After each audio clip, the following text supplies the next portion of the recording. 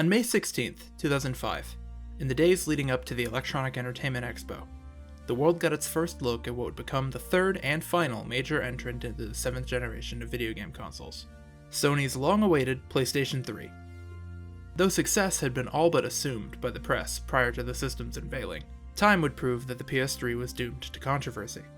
From the initial price tag, to the lack of rumble in the controller, to the awkward processor architecture, designed to keep developers importing PS3 games to the Xbox, tragically accomplishing the opposite when the Xbox managed to ship first. No one could have known all this yet, but if you knew where to look, there was a sign of things to come. One that, oddly enough, would bookend the system's life cycle, as it would go out on the same note it came in on. A weird controller.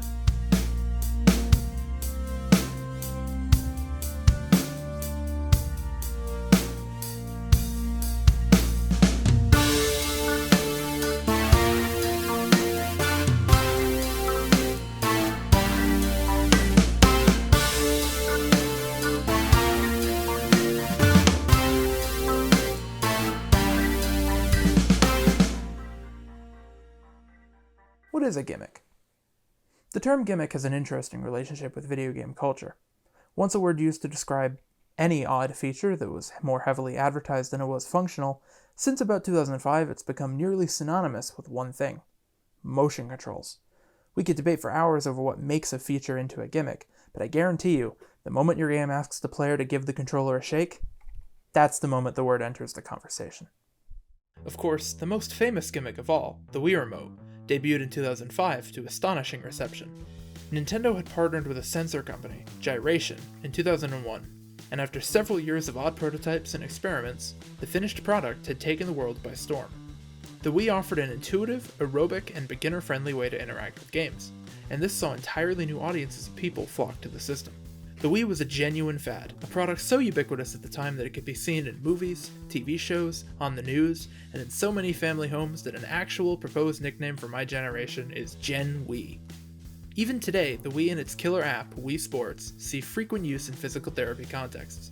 The runaway success of the Wii had proven an interesting challenge for the rest of the industry. Nintendo had pivoted so hard outside of core gaming that it was genuinely difficult to develop traditional software for the thing, and yet, they'd sold so many units that everyone wanted to put software on it anyways. This meant that most developers would choose to treat the Wii as an entirely separate platform, writing new games for it from scratch, while others still would attempt to port their traditional games to the best of their ability. And everyone realized at the same time, if mom buys the family a Wii so that everyone can play bowling, the kids might buy the games they want for the Wii they already have instead of buying an Xbox to get the better experience. Nintendo hadn't just swallowed a new market, they had essentially guaranteed that they would be the first entry into gaming for the average consumer. Sony and Microsoft both immediately got to work to try to grab a piece of the casual market before it was too late. In 2010, both companies would make their big push. Microsoft decided to one-up Nintendo in simplicity by removing the controller altogether, creating everyone's favorite motion tracking camera for the living room, the Kinect. Sony, for its part, knew they would have to elevate the medium. In a 2007 interview with GamePro, the CEO of Sony's games division had laid out their take on the Wii. If you had to describe the current game consoles as meals or food, what would it be? I probably couldn't do it objectively. You don't have to be objective. Well, I think the PS3 is the surf and turf. You want the lobster and the steak, and you're going to give yourself the treat of getting the best thing on the menu. The PS2 is your favorite burger restaurant. You go there for comfort food, and it's just always a good and is a good value. And the Wii is a lollipop. I'm too old for lollipops. While both sold in decent numbers, neither were particularly successful. Existing console owners didn't care for the motion control options, and new buyers tended to favor the Wii with its lower price, larger library of games, and worldwide brand recognition. Being 4 years late to the party, so it seemed, had some drawbacks. In 2012, Sony's European division would decide to try something different with the Move, by venturing into the world of augmented reality. After all, they figured, the Move already needs a webcam in order to track the controller, so what else could we do with that? This leads us to the star of our show, the Wonderbook. Let's give it a read. Sony's London development studio partnered with researchers at Oxford Brookes University to develop the AR technology needed for the project. The PlayStation Eye webcam wasn't particularly high quality, and the PS3 didn't have the processing power for a feature-detecting AR setup like you'd find nowadays. This meant that a marker would be needed to latch onto. The PlayStation Vita had launched earlier the same year and came bundled with a set of AR cards for a similar purpose, but on the larger scale of a home console, the cards would need to be fairly large anyways. This is likely how the idea to present them as a book came about, and frankly, once you have that, the rest of the concept isn't too hard to nail down. Wonderbook. One book, 1,000 stories. Well, it only got 4 games, but still. Wonderbook was formally announced at E3 2012, along with the first compatible title. Sony had partnered with the popular fantasy series of unknown author to produce Book of Spells, an interactive textbook that let you use your Move controller as a wand to cast spells and learn magic. That sounds exciting. Let's give it a try.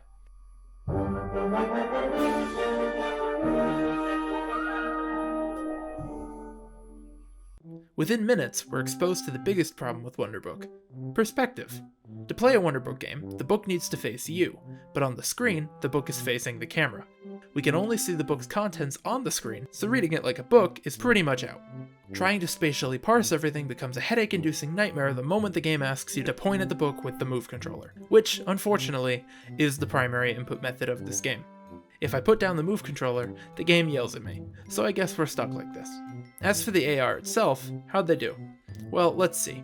The Move controller and the book use a skin segmenting algorithm developed by Oxford Brooks to cut our hands out of the frame, so we can actually draw the wand on top of our controller pretty well, and the same goes for our fingers on the book.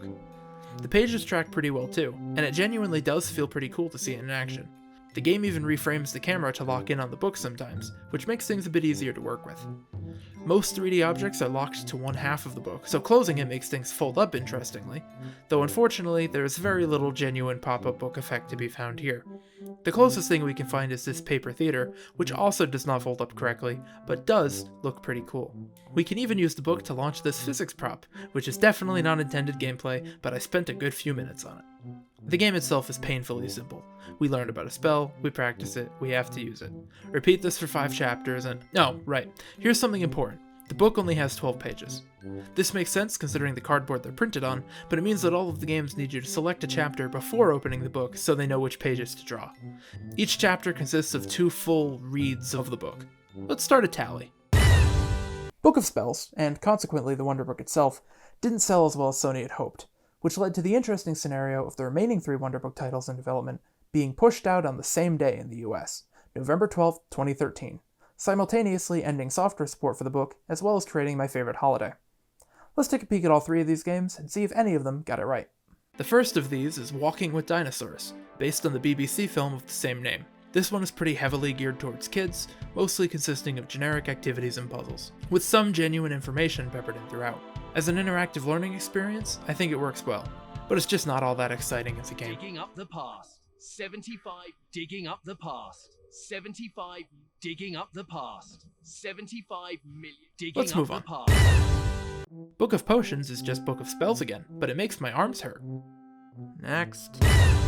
Finally, we arrive at one last Wonderbook title, Diggs Nightcrawler, developed by Moonbot Studios.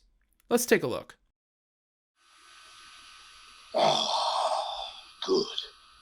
You're here. Now listen to me carefully.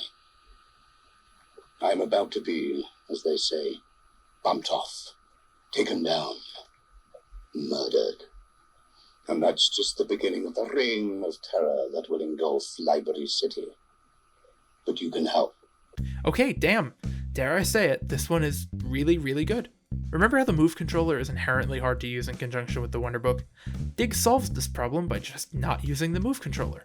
It also forgoes most of the book aspects of the Wonderbook, taking advantage of the platform by making every page a diorama that the player can turn around and look into. Every puzzle is solved by tilting, shaking, rotating, folding, or dusting off the book, and this makes the controls far more intuitive.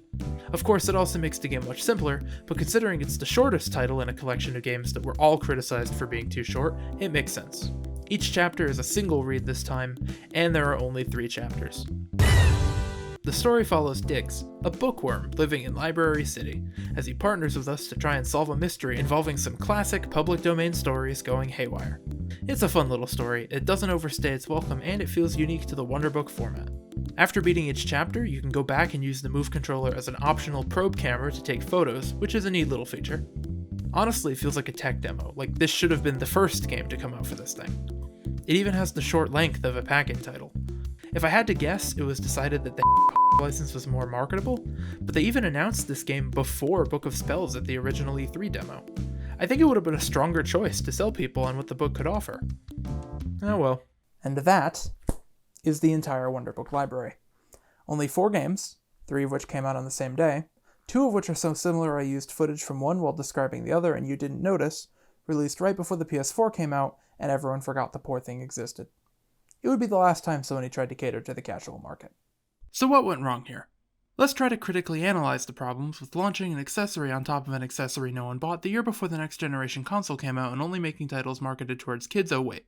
But seriously, let's dissect things a little. The problem with Wonderbook is an extension of the problem with the PlayStation Move. Here we have a concept that's geared towards the casual market, enclaved within a console that's geared toward the core gaming segment. Even if they had decided to make more intense games that could support the Wonderbook, you'd still need to own a PSI to use it, and most people didn't have one.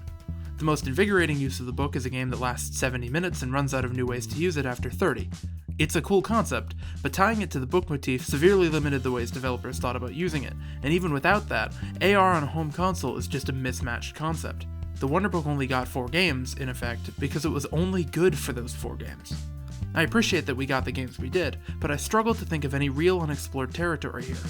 It's funny, I had been thinking that the PS4 is what finally killed the Wonderbook, but by the time it came out, it had already died of natural causes. But where's everyone now? For its part, the PlayStation Move managed to survive all the way to the end of the PlayStation 4's lifespan, solely on the back of virtual reality, but it too has reached the end of the line as the PS5 is gearing up for an all-new VR controller. Microsoft would continue supporting the Kinect all the way onto their next console, until everyone told them to stop. AR made the jump from consoles to smartphones not long after all this, and today it's soaring back into relevance as everyone is racing to put a virtual couch in your living room or whatever. The industry moved on just fine without the Wonderbook, but I have to admit it's a bit sad to see how poorly remembered it really is. It didn't get all the details right, but I have a lot of respect for a bold idea. Who knows?